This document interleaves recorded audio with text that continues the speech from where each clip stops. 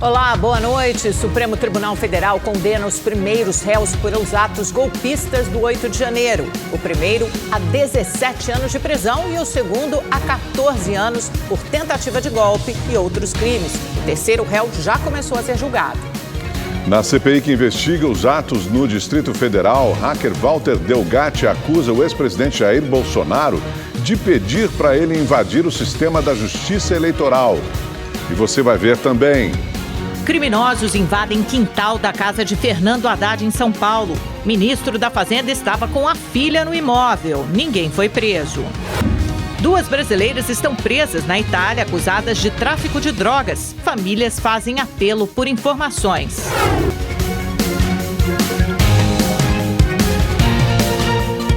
Ao menos 11 pessoas foram presas em uma operação na Cracolândia, no centro de São Paulo, contra o tráfico de drogas. Logo cedo, a Polícia Civil e a Guarda Civil Metropolitana abordaram usuários e prenderam alvos já identificados como traficantes. Cães também foram usados para encontrar drogas em meio à sujeira. A presença de usuários de drogas na Cracolândia tem causado medo em quem mora, trabalha e circula pela região. Perto do atual epicentro do fluxo, fica a Feira Livre de Santa Ifigênia, que existe há 7 anos. Clientes dizem que nunca tiveram tantos problemas como agora e relatam agressões e roubos constantes. Você não pode deixar o carro estacionado, que o vidro é quebrado, bateria arrancada.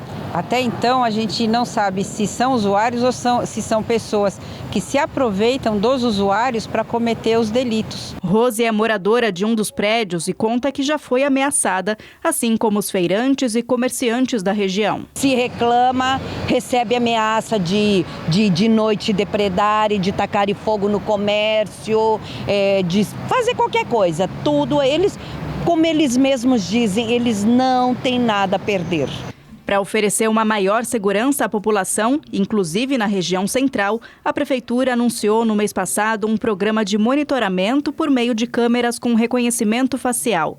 O programa da Prefeitura prevê a integração total de 20 mil câmeras por toda a cidade, 3 mil delas aqui na região central. A Secretaria Municipal de Segurança Urbana informou que a instalação dos equipamentos está em fase inicial e ainda sem funcionamento. Devem passar a fazer a captação para o monitoramento das imagens até outubro. Só que o projeto mal começou e mais de 10 câmeras já foram danificadas aqui no entorno da Cracolândia. Há uma ordem já há muito tempo de danificação das câmeras, não só dessas que estão sendo instaladas agora, como de muitas marquises de prédios aonde o fluxo se encontra em frente.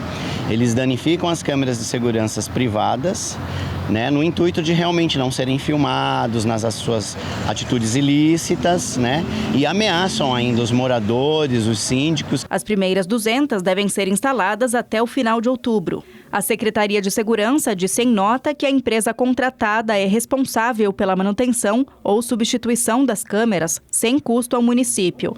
Informou ainda que estuda uma maneira de conter atos de vandalismo até que o programa esteja em pleno funcionamento. A Polícia Civil de São Paulo prendeu 8 suspeitos de integrar a Gangue da Pedrada. Eles são acusados de roubar celulares de carros em movimento, quebrando o vidro. Com eles foram apreendidos 11 celulares, drogas, munições e uma granada. Os suspeitos responderão por associação criminosa, receptação e invasão de dispositivo informático. Segundo a Secretaria de Segurança Pública de São Paulo, dos 8 presos, 7 tinham passagens criminais e 1 estava em saída temporária da prisão. 13 anos depois do acidente que matou o jovem Rafael Mascarenhas, filho da atriz Cissa Guimarães, os condenados pelo crime, Roberto e Rafael Bussanra, estão presos. Roberto e Rafael Bussanra, pai e filho, se entregaram ontem à noite na Vara de Execuções Penais do Tribunal de Justiça do Rio de Janeiro. A ordem de prisão veio no fim do mês passado, depois que todos os recursos se esgotaram.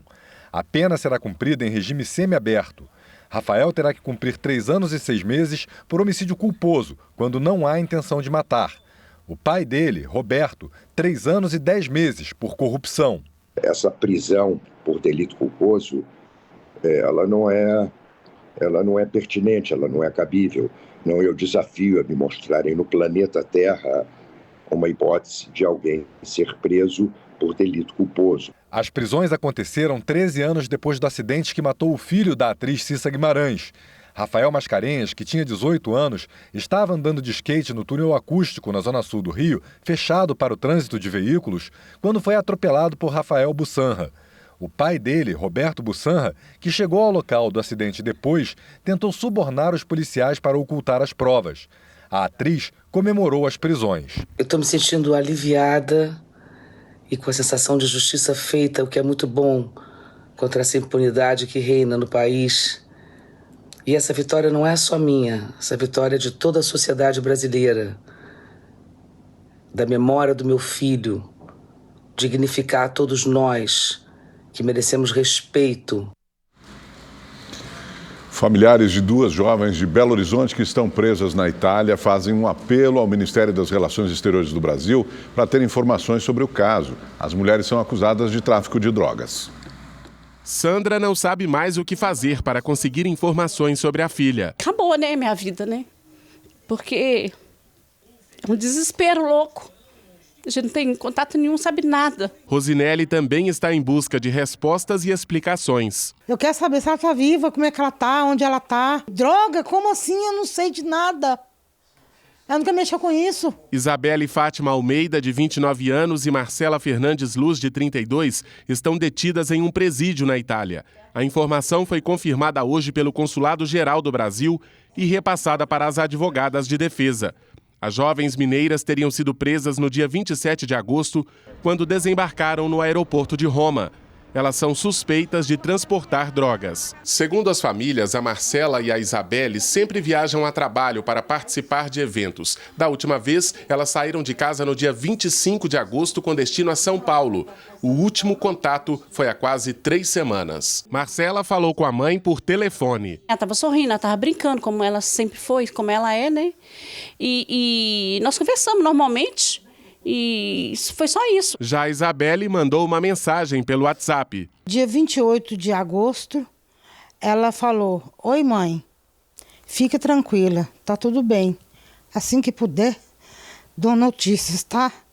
E vai fazer quase 20 dias que eu não sei nada." Em nota, as advogadas de defesa das jovens esclarecem que ainda não receberam nenhum documento oficial das autoridades italianas ou brasileiras sobre o motivo da prisão. O Ministério das Relações Exteriores informou que não vai comentar o caso em respeito à Lei Geral de Proteção de Dados. É duas mães, gente, desesperadas, que quer saber alguma coisa. Cadê elas? Independente se eu ou não, é minha filha, eu preciso dela.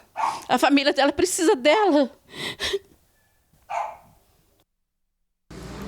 Voltamos em 30 segundos. O hacker Walter Delgatti reafirmou que o ex-presidente Jair Bolsonaro pediu que ele invadisse o sistema da justiça. Delgatti prestou depoimento à CPI do 8 de janeiro da Câmara Legislativa do Distrito Federal. Delgatti foi ouvido por videoconferência. Ele está preso em Araraquara, interior de São Paulo.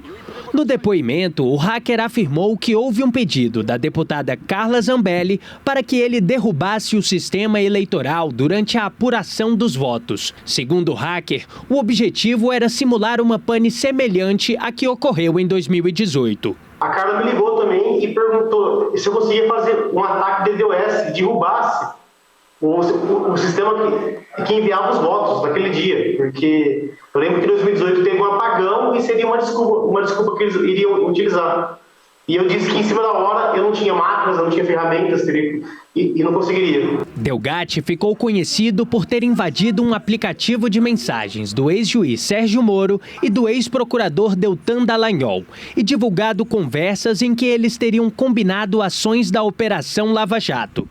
No depoimento de hoje, o hacker reafirmou que o ex-presidente Jair Bolsonaro pediu que ele invadisse o sistema da justiça e chegou a elogiar a ação contra a Lava Jato para convencê-lo. Ele elogiou o que eu havia feito com a Lava Jato, então ele teve toda essa... Só para registrar que essa parte é importante, o ex-presidente elogiou a ação do senhor desmascarando a Lava Jato.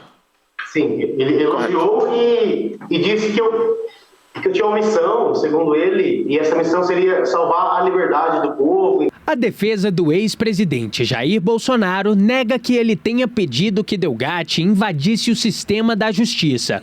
A defesa da deputada Carla Zambelli disse que as afirmações de Delgatti são distorções, invenções e mentiras. Já a CPMI do 8 de janeiro, realizada no Congresso, ouviu hoje o ex-chefe do Comando Militar do Planalto, General Gustavo Henrique Dutra de Menezes. Os parlamentares questionaram por que o Exército permitiu que os manifestantes ficassem acampados em frente ao quartel-general em Brasília. Os acampamentos aconteceram em frente a praticamente todos os quartéis do Exército ao longo do Brasil. O Comando do Exército determinou que aonde não houvesse ordem judicial, não caberia a nós decidirmos se aquele acampamento era legal ou ilegal. O Comando do Exército determinou que as manifestações seriam tiradas e onde houve ordem judicial, no caso de Belém, no caso de Belo Horizonte, esses acampamentos foram retirados. Perfeito. O blogueiro Wellington Macedo de Souza e o radialista Max Pitangui foram presos hoje no Paraguai e entregues para a Polícia Federal Brasileira pela Ponte da Amizade. O Wellington foi condenado por colocar uma bomba em um caminhão de combustíveis perto do Aeroporto Internacional de Brasília em dezembro do ano passado. Pitangui era procurado por participar nos atos golpistas de 8 de janeiro. Os dois bolsonaristas foram capturados em uma ação conjunta da Interpol com o Comando Tripartite, formado por forças policiais do Brasil, Paraguai e Argentina. Os ministros do STF julgam neste momento o terceiro réu acusado nos atos golpistas do 8 de janeiro. Vamos ao vivo a Brasília conversar com o repórter Anderson Arcoverde, que acompanha esse julgamento. Começou ontem, né? Hoje são 4 réus ao todo, nessa primeira leva de julgamentos. As 3 primeiras sentenças já começam a sair, são sentenças duras com penas altas, não é mesmo, Anderson? Boa noite para você. É isso aí, Amanda. Boa noite a você, boa noite, Augusto, e a todos que nos acompanham. Só para se ter uma ideia, Matheus de Carvalho Lázaro, esse terceiro réu, recebeu do relator, ministro Alexandre de Moraes, a proposta de uma condenação de 17 anos de prisão por 5 crimes. A abolição violenta do Estado Democrático de Direito, golpe de Estado, organização criminosa, depredação de patrimônio e dano qualificado. Matheus de Carvalho Lázaro foi preso em flagrante depois de ter invadido o Congresso Nacional. A advogada dele adotou praticamente a mesma linha de defesa que vem sendo adotada até agora. Ela criticou a denúncia apresentada pelo Ministério Público por ser muito genérica e não especificar a ação de cada um dos réus que estão sendo julgados neste momento. A advogada chegou a se emocionar e chorou ao dizer que Matheus é inocente e ainda não viu o filho dele que nasceu depois de ele ter sido preso. Ela apresentou uma mensagem de aplicativo trocada por Matheus com a esposa em que ele afirma eles quebraram tudo. Segundo a advogada, isso seria uma prova de que Matheus apenas assistiu e não participou da depredação. Mas o relator, ministro Alexandre de Moraes, contestou essa versão. Vamos ouvir o que disse o ministro. De fato, houve depredação, houve golpistas, mas também houve manifestantes, pessoas de família, pessoas de bem. Estou pedindo clemência, estou implorando para que o processo do senhor Matheus seja analisado com cautela. Esse caso é mais grave ainda porque o réu, durante um ano, foi do Exército. Então, o réu sabia o que estava fazendo ao pedir intervenção militar. No instante que parte da equipe abordou o grupo, Matheus se evadiu com uma mochila suspeita. Que Matheus saiu em disparada e se escondeu atrás de um quiosque, retirando objetos suspeitos de dentro. Que ele trocou a camisa do Brasil e saiu repentinamente.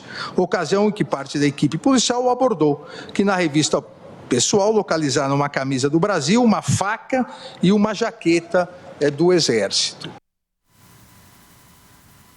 O ministro revisor Nunes Marques divergiu de Alexandre de Moraes e propôs uma pena de 2 anos e 6 meses de prisão. Mas até agora ele foi o único. Os outros ministros até agora votaram acompanhando o relator e, portanto, já se formou maioria no Supremo Tribunal Federal para condenar Matheus de Carvalho Lázaro a 17 anos de prisão.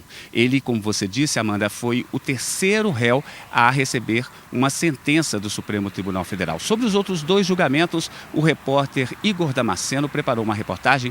Vamos acompanhar. Aécio Lúcio Costa Pereira, de 51 anos, já está preso desde 8 de janeiro. A prisão em flagrante foi no plenário do Senado Federal.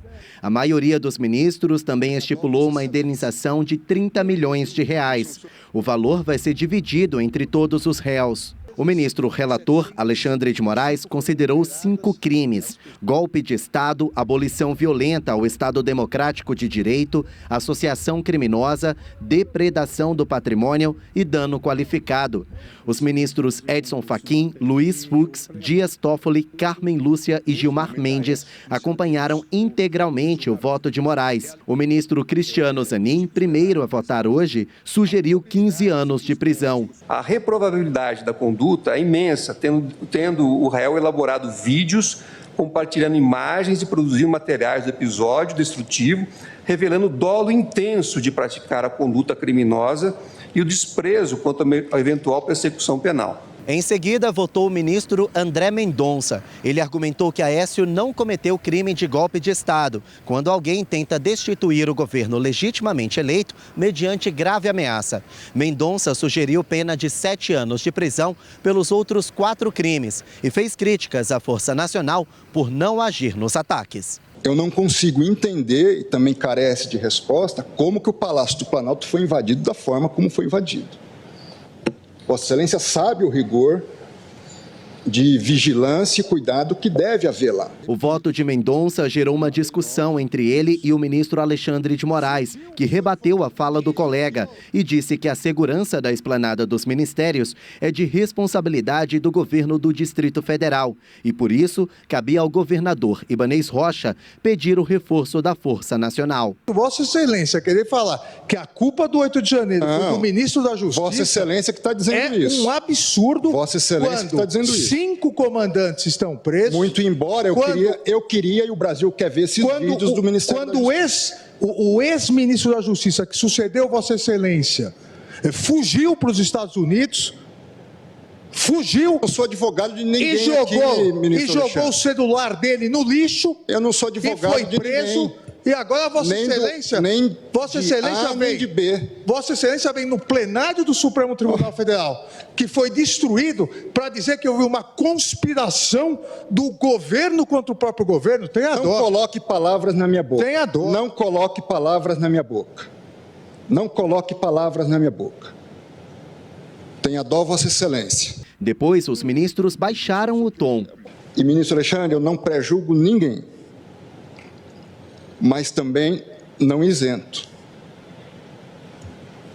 Seja de um lado, seja de outro. Nem eu, ministro André. É isso. Tanto que todos estão sendo investigados. Absolutamente todos estão sendo investigados. Eu digo isso porque Vossa Excelência fez uma referência a mim que reputo extremamente injusta. Então, se Vossa Excelência se sentir ofendido, eu retiro a referência. Eu agradeço.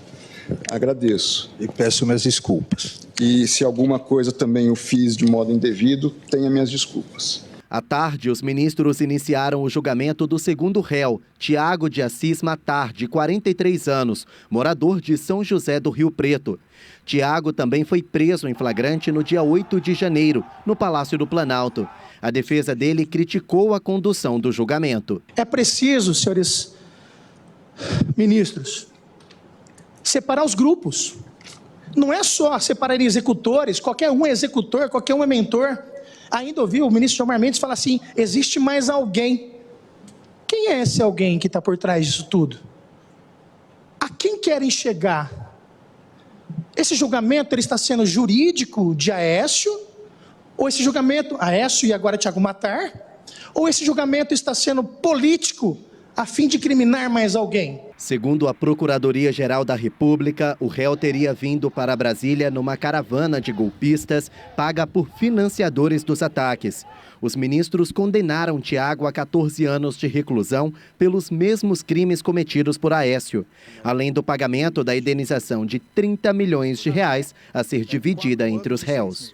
E acabou de sair a condenação fechada do terceiro réu, julgado hoje, o Matheus Lázaro, foi condenado a 17 anos de prisão, já pela maioria do plenário do Supremo Tribunal Federal, portanto, fechada esse primeiro julgamento, essa primeira leva de julgados. São 3 réus, falta mais um ainda.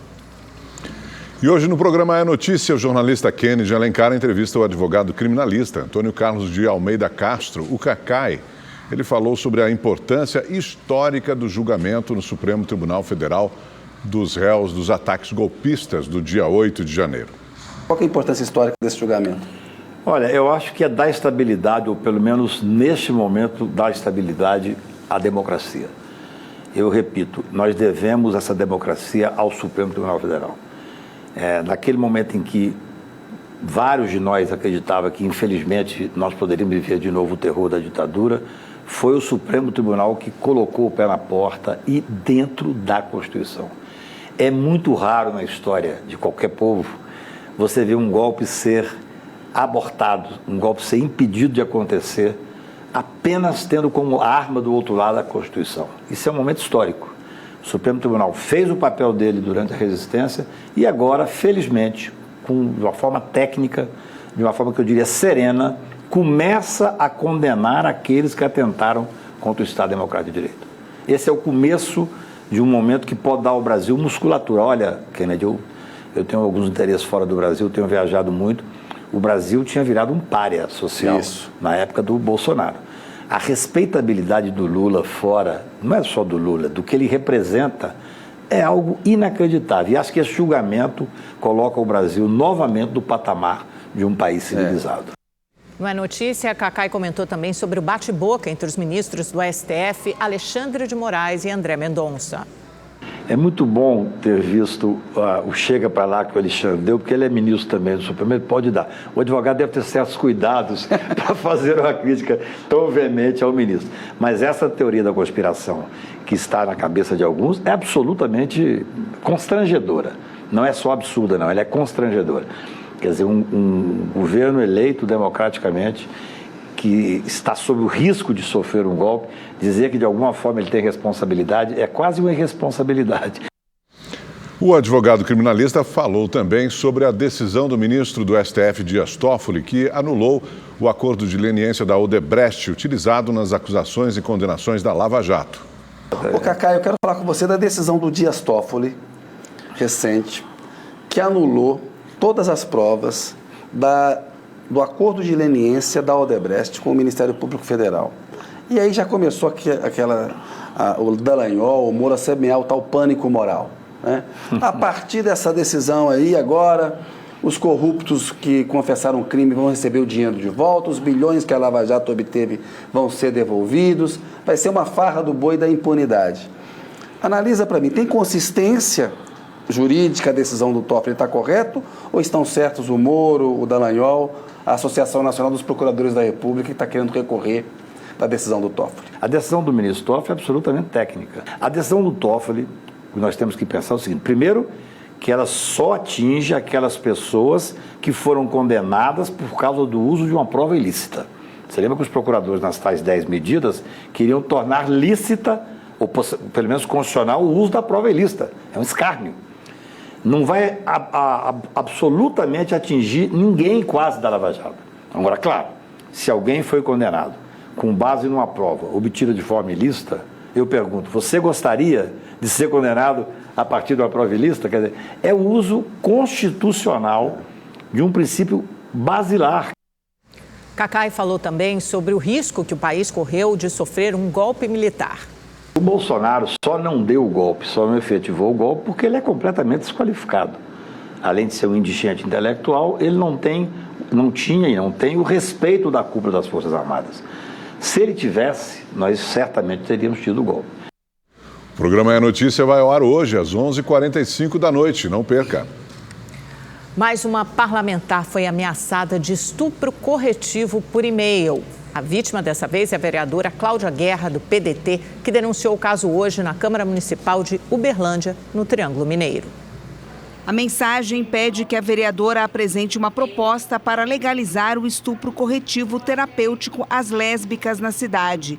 A vereadora leu a ameaça durante a sessão dessa manhã, no plenário da casa. Gostaria de agendar com a sua equipe dia e horário para ir na sua casa, já tem o seu endereço, e fazer uma demonstração sem compromisso do estupro corretivo terapêutico. O que acha? Isso é crime, isso é postura fascista e eu vou até as últimas consequências para que seja apurada. A parlamentar registrou um boletim de ocorrência na Delegacia de Mulheres de Uberlândia. No começo do mês, ela manifestou publicamente solidariedade às parlamentares que haviam recebido ameaças semelhantes. Nós, mulheres, ocupamos esse espaço da política institucional, que é um espaço de poder extremamente importante. Já somos subrepresentadas e agora temos que lidar, eu e tantas outras parlamentares, no estado de Minas e no Brasil, com esse tipo de ameaça que tem sido recorrente. Pelo menos outras 8 parlamentares sofreram ameaças de estupro nas últimas semanas. Todas são militantes e combatem o discurso de ódio contra a população LGBTQIA+. A casa do ministro da Fazenda em São Paulo, Fernando Haddad, foi alvo de uma tentativa de assalto na madrugada de hoje. O ministro Haddad estava com a filha no imóvel durante a tentativa de assalto. Por volta das 5 horas da manhã, uma funcionária chegou para trabalhar e percebeu que o portão da residência tinha sido arrombado. Segundo o ministro, após verificar as gravações de câmeras de segurança, ele descobriu que uma moto para na porta da casa, uma pessoa desce e arromba o portão com uma ferramenta. Na sequência, chega um carro e descem 4 homens armados. Eles passam pelo portão, mas não invadem a residência e vão embora. As imagens das câmeras foram entregues à Polícia Federal, que vai investigar o caso. Os suspeitos ainda não foram identificados. Devido à tentativa de assalto, Haddad cancelou os compromissos de hoje aqui em São Paulo. Escolas voltaram às aulas depois das enchentes que devastaram cidades do Rio Grande do Sul. Pelo menos 20 mil pessoas estão desalojadas e 47 morreram. Mais um passo em direção à retomada nos municípios do Vale do Taquari, na região central do Rio Grande do Sul. Hoje, 18 instituições de ensino reabrem e voltam a receber os quase 4 mil alunos afetados. R$2 milhões o governo do estado então está autorizando o gasto para a compra de mobiliário, para a reposição daqueles mobiliários que foram danificados. Mais de 20 mil pessoas continuam desalojadas e 9 estão desaparecidas. Em Pelotas, as aulas vão permanecer suspensas. O governo do estado lançou um portal, o SOS Enchentes, para que pessoas do Brasil inteiro possam contribuir. Em Mussum e Roca Salles, o Instituto Geral de Perícias começou a produzir carteiras de identidade gratuitas às pessoas afetadas. Os documentos têm um prazo de 15 dias úteis para serem entregues. Mais de 350 mil pessoas foram afetadas pelas enchentes. Os recursos do Estado, do nosso programa do Volta por Cima que a gente criou, são R$ 2.500 para as famílias que estão no cadastro único, na extrema pobreza ou na pobreza, já está disponibilizado, vão ser 25 milhões de reais que nós estamos estimando para atender milhares de famílias aqui na região e em outros municípios que sofrem com situação de emergência. 100 municípios registraram estragos desde a passagem do ciclone extratropical. Porto Alegre segue em alerta para fortes chuvas e mais alagamentos. Na região das Ilhas e zona sul da capital, pelo menos 75 pessoas precisaram deixar suas casas e ir para um abrigo da prefeitura. A gente está videomonitorando e monitorando a cidade através do SEIC, mas a gente está fazendo todo o trabalho de abrigagem, de um trabalho junto com as comunidades, onde existem alagamentos e onde existem essas pessoas que estão desabrigadas. A gente fica preocupada, porque a chuva de terça a quarta foi muito forte, choveu muito, Então, a gente fica com medo, muito medo mesmo. Os casos de Covid-19 voltaram a crescer e o Rio de Janeiro é o estado com a maior alta. O repórter Tony Vendramini, ao vivo, tem as informações. Oi, Tony, boa noite. O que dizem os números? Boa noite, Amanda. Boa noite, Augusto. Boa noite a todos que nos acompanham. O boletim da Fiocruz leva em conta os dados da semana passada e mostra que houve crescimento no número de casos de síndrome respiratória aguda grave associada à Covid em alguns estados do Centro-Oeste e do Sudeste. Mas no Rio de Janeiro essa alta é mais clara. No estado houve aumento em todas as faixas etárias que compreendem a população adulta. Um dos mapas aponta que o Rio tem 95% de probabilidade de alta nos casos. Outros 6 estados têm sinal de crescimento na tendência de longo prazo. São eles Alagoas, Ceará, Espírito Santo, Goiás, Roraima e Sergipe. O governo do Rio também identificou esse crescimento e publicou um alerta no último dia 11. Segundo a Secretaria de Estado de Saúde, na semana de 23 a 29 de julho, o índice de positividade dos testes rápidos era de 2,5%. Na semana seguinte, esse índice subiu para 18%. Já no PCR, que é o exame mais confiável, há 2 semanas a taxa de positividade era de 3%. Na semana passada, foi de 36%. Amanda, Augusto. Preocupante. Obrigado, Tony. E daqui a pouco as notícias do esporte. Um projeto da Prefeitura do Rio de Janeiro está colocando os pets para se movimentar. É a Cãodemia. A Cãodemia, é isso mesmo. Além dos exercícios físicos, eles ajudam os animais a saírem da rotina. O Pitbull Thor chega cedo para se exercitar. A partir dos comandos do adestrador, ele salta obstáculos, corre e atravessa o túnel. No final, ainda ganha petisco. A ideia é fazer com que os cachorros gastem energia e trabalhem o condicionamento. Cada treino é desenvolvido para um grupo de cachorros. Então nós temos uns filhotes. Então a gente cria um circuito desenvolvido só para aqueles filhotes. Aí a gente tem uns cachorros que é acima de 5 anos. Então a gente tem que ter a visão que aqueles cachorros já têm uma certa idade. O projeto disponibiliza 4 espaços em diferentes bairros do Rio de Janeiro: Lagoa, Madureira, Bangu e aqui na Ilha do Governador. As aulas começaram em fevereiro deste ano e a Prefeitura já prevê ampliação. As atividades são gratuitas e para todas as raças. Basta comparecer a um dos locais com a caderneta de vacinação em dia. Hoje nós temos mais de 450 alunos e o projeto está com uma aceitação muito boa. O projeto de Agility, ele vem para o bem-estar do animal e a gente pôde notar que veio para o bem-estar do próprio tutor, que acaba fazendo atividade física aqui nesses espaços, como vocês puderem ver. Lindalva, tutora da Golden Lilo, que o diga. Estou aqui suando, corri, cansei e é o máximo, uma interação maravilhosa. Além dos animais se divertirem muito, as atividades ajudam no controle do peso. Ela iniciou aqui com um peso mais aproximadamente de 38 quilos, hoje ela está com 32 quilos, emagreceu. Chegou aqui, não queria pular, não queria passar no túnel em momento algum e hoje ela já faz todo o percurso sem medo. E eles ainda melhoram o comportamento. Ele está muito mais calmo, mas mais tranquilo, né? Diminuiu o estresse dele dentro de casa, contribuiu inclusive para ele aceitar os comandos. Né? Hoje em dia eu chamo ele, coloco ele para sentar do meu lado, mando ele ficar num lugar específico, ele fica me esperando, me aguardando. A recreação ainda faz bem para a saúde mental dos bichinhos. Afinal, eles não gostam de ficar em casa o dia todo. O cachorro não tem tablet, smartphone, TV que a gente tem, né? Então os cachorros gostam muito desse contato, dessa brincadeira, tanto com o humano quanto interações com outros cachorros também.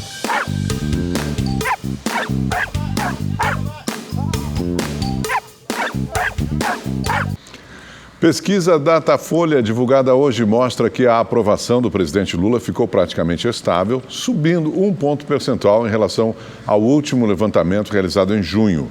Por outro lado, a reprovação também subiu, com elevação de 4 pontos percentuais. Segundo o levantamento, 38% dos entrevistados avaliaram o governo Lula como ótimo ou bom, 30% como regular e 31% ruim ou péssimo. 2% não souberam responder. Na pesquisa anterior, feita em junho, 37% dos entrevistados consideraram o governo ótimo ou bom, 33% regular, 27% ruim ou péssimo e 3% não opinaram.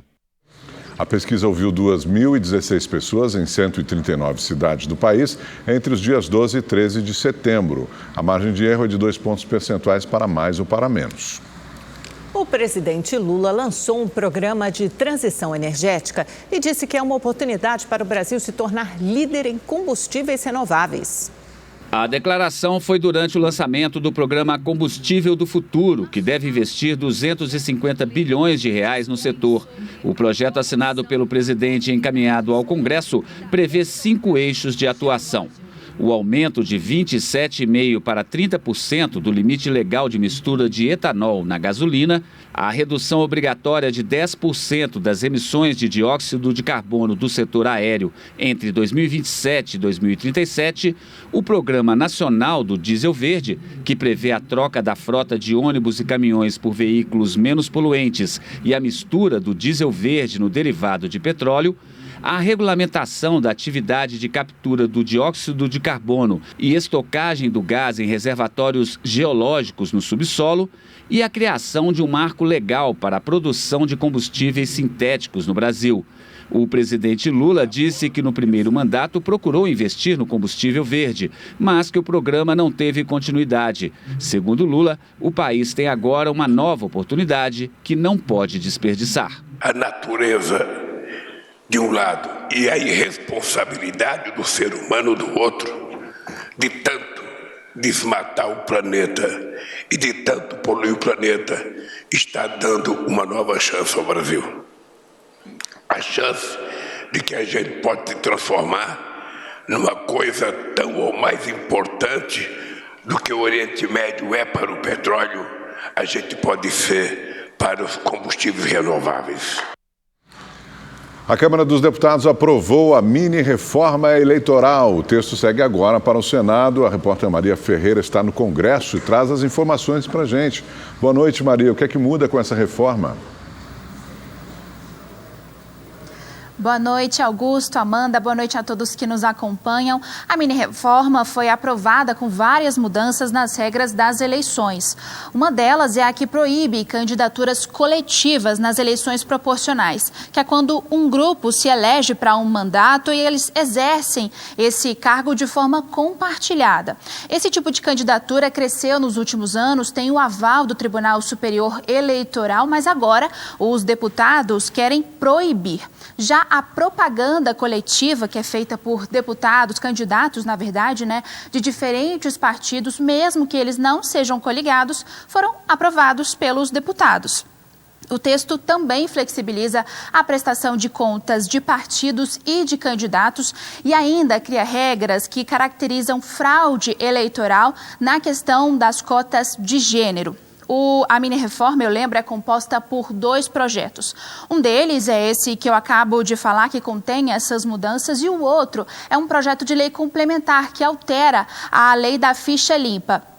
Ele muda a forma de contar o prazo de inelegibilidade e, na prática, ele reduz o tempo que o político que teve o mandato cassado tem de esperar, para tentar se candidatar novamente. Esses projetos, eles precisam ser aprovados no Senado, para onde eles vêm agora, precisam ser aprovados no Senado e sancionados pelo presidente Lula até o dia 6 de outubro, para que eles possam valer já para as eleições municipais do ano que vem. Eu volto com vocês. Obrigada, Maria. O trem da alegria, Flexibilização de várias regras que tornariam mais restritivas a vida aí dos parlamentares. E olha, o Rede TV News fica por aqui. Muito obrigada pela sua companhia, pela sua audiência. Amanhã nos vemos novamente a partir das 7h20 da noite. Boa noite. Até lá. Uma boa noite para você.